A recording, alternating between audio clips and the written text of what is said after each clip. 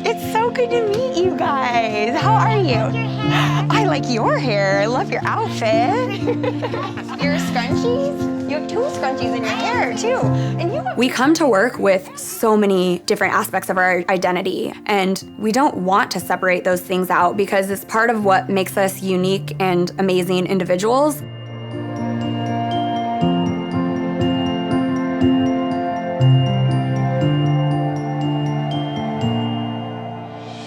I'm Angela Fritz. I'm a pediatric physical therapist here at Seattle Children's Hospital. My role gets to be very positive, and it gets to be very personal, and I really get to help babies do baby things and parents do parent things, which isn't always a given in the medical setting.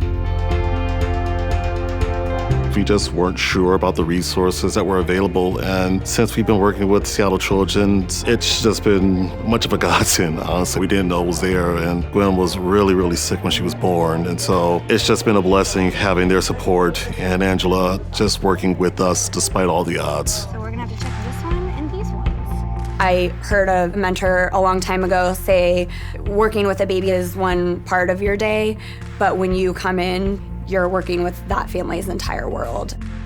Those are definitely the parts of my job that light me up. The underlying mission of doing the best for our patients and families in our community, it just bleeds through in everything that the workforce does. And it's not just healthcare providers, all the people who are behind the scenes and making everything work, all of that contributes to this overall mission. I work with babies and families who have disabilities, and I'm always advocating for them and their needs.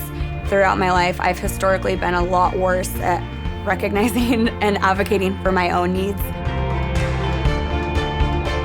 I was born with congenital hearing loss, and I have moderate to severe hearing loss.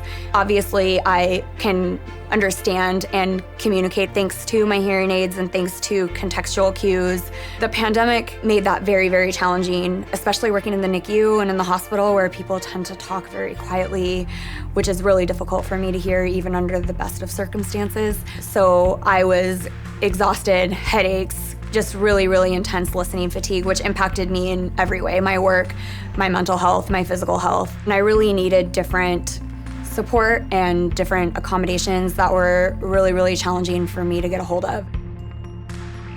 A small group of folks throughout the hospital, including myself, got together and we were able to collaborate and start the charter for the Disability Inclusion Network, which is really key in providing, community and support for me, for other folks who might have other disabilities that impact their experience at work. And I'm proud to be the co-chair. There are still challenges and opportunities that we need to overcome, and being a part of the Inclusion Network allows us the chance to make a change as a community. And I think as a hospital, we do a really good job of supporting and advocating for patients and families.